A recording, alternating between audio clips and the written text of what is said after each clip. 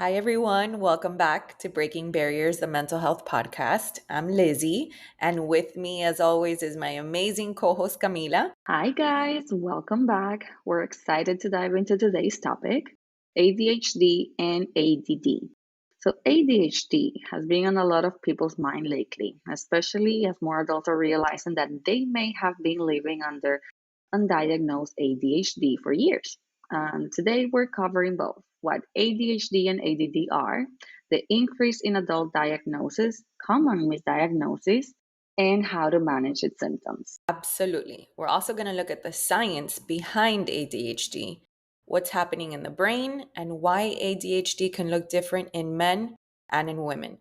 We'll break down the stigma surrounding ADHD and talk about some practical strategies for living with it. So let's start with the basics. ADHD stands for Attention Deficit Hyperactivity Disorder. It's a neurodevelopmental disorder that starts in childhood, but contrary to popular belief, it doesn't go away when you grow up. It's a lifelong condition for many people. Yes, and according to the DSM 5, ADHD can manifest in three different ways, or what we call the subtypes. So the first is the inattentive type, formerly known as ADD. These individuals have trouble focusing, organizing, and following through with tasks, but aren't overly hyperactive. So the second type is hyperactive, impulsive type. People with this type are always on the go, they can't sit still, and act on impulse.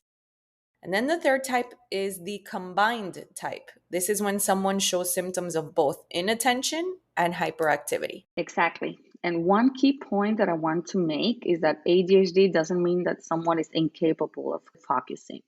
In fact, many people with ADHD can often experience something called hyperfocus. That's where they become so absorbed in a task that they actually start losing track of time and everything else around them. So it's everything. It's about managing when and how the brain chooses to focus. That's a really great point. It's also important to note that ADHD affects about 8 to 10% of children and 4 to 5% of adults in the US.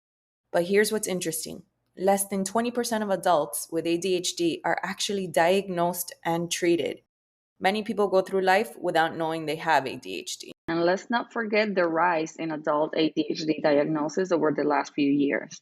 During the COVID-19 pandemic, many adults realized their inability to focus or organize wasn't just pandemic brain fog. That's what they said. As many people started working from home, their lack of structure and routines uncovered that they actually had long existing ADHD symptoms. Camila, so let's shift our focus to an important topic: ADHD in women and girls. This is an area that often gets overlooked because ADHD tends to be stereotypically associated with hyperactive boys. But in girls and in women, ADHD often looks very different. Well, yes, girls and women with ADHD are more likely to have inattentive symptoms, which might present as being forgetful, that they're daydreaming or struggling to stay organized. This can easily be mistaken for being ditzy or spacey. Exactly. Society tends to overlook these quieter signs.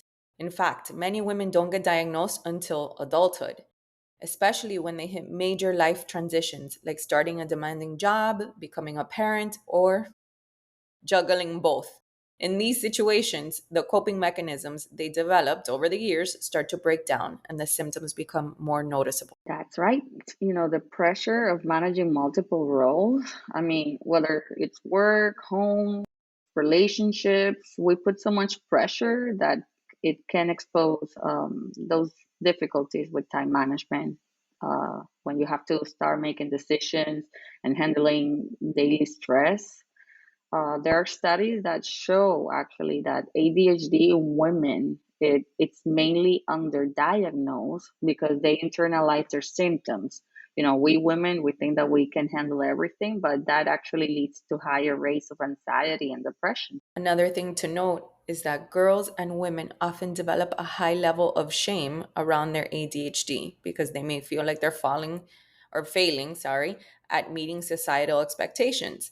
They're trying to stay on top of everything, but it feels like everything's slipping through the cracks and they're just, they feel like they're failing. Every day we have a little bit of that, and that's such an important point because ADHD can lead to negative self-talk and low self-esteem. These women, including me or you, I know that we go through this every day, and we're trying so hard to keep it together, but we're working with a brain that's wired differently. And who knows, maybe we have ADHD, maybe we don't, but it definitely adds on that stress. I was sharing with you earlier is that I think I definitely have it. I mean, a lot of these things Yeah. that we've discussed, they kind of hit very close to home for me. So Yep. let's talk Yep. about let's talk about what's actually happening in the brain when someone has ADHD. The root cause of ADHD lies in dopamine, a neurotransmitter involved in reward, motivation, and attention. People with ADHD have lower levels of dopamine, which means they're constantly seeking that feel good reward to stay focused. This is my favorite part about all of the diagnosis is to know how everything works.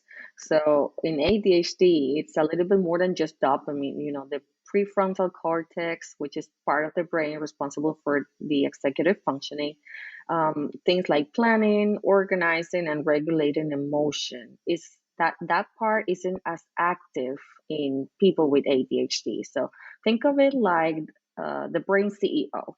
If the CEO isn't doing their job properly, the whole company gets a little chaotic. Exactly. And this is why people with ADHD struggle with things like prioritizing tasks, time management, and impulse control. It's not that they don't want to stay organized or follow through, it's that the brain's wiring makes it more challenging. And this also explains why people with ADHD often experience impulsivity. It's like their brain is constantly seeking out quick rewards, whether that's checking their phone, eating something sweet, or making a spontaneous decision without thinking it through. Like, take the time to think it through. Another important factor is emotional regulation. ADHD doesn't just affect attention, it affects how we manage our emotions. People with ADHD can be more prone to feeling frustrated or overwhelmed by everyday tasks because their brains aren't wired to handle stress in the same way. So, now let's address one of the biggest issues surrounding ADHD, which is misdiagnosis and underdiagnosis. Many people, especially now with adults, go through life not realizing that they actually have ADHD because their symptoms have been written off as anxiety, depression, or laziness. Yes. For adults, especially women, ADHD symptoms can be easily mistaken for other conditions. Anxiety and depression are the most common misdiagnosis because they share overlapping symptoms like trouble concentrating or feeling overwhelmed. And while it's true that many people with ADHD also have co occurring conditions like the ones that you mentioned, the anxiety and depression, it's very important to address always the root cause with ADHD. Because otherwise, treatment may focus on reducing the anxiety without actually helping the ADHD symptoms that are causing the anxiety in the first place. Exactly. And this leads us to the issue of stigma. And us, we're always trying to break down those stigmas and the barriers. There's still this misconception that ADHD isn't a real condition or that it's just an excuse for people to be lazy or disorganized. But ADHD is a biological condition, not a character flaw. Exactly. So it's really, really hurting when people with ADHD hear things like just try harder or everyone has trouble focusing. It makes them feel ashamed or like they're not trying hard enough when the truth is they have no power over it. Their brains are just wired differently. So now let's talk about what can be done. ADHD is highly manageable with the right treatment. For many people, that starts with medication. The most commonly prescribed are stimulants like Adderall or Ritalin, which increase dopamine and norepinephrine levels in the brain to improve focus. That's a tough word. Yes. But medication isn't for everyone. Some people benefit more from behavioral therapy, mainly from cognitive behavioral therapy, which teaches different strategies to manage those symptoms, like staying organized, planning ahead, and managing that impulsivity. Another option is non stimulant medications, such as Strattera or Intuitive, which can be helpful for people who don't respond well to stimulants. Yes, ma'am. And let's also not forget about exercise. We always discuss about exercise here. Studies have shown that regular physical activity can increase dopamine and serotonin levels, improving that focus and emotional regulation. For some, exercise actually is the most natural way to manage their symptoms. And then there are lifestyle changes. Simple things, which I can tell you personally helps me a lot, is using a planner, setting alarms, breaking tasks into smaller steps, or creating routines.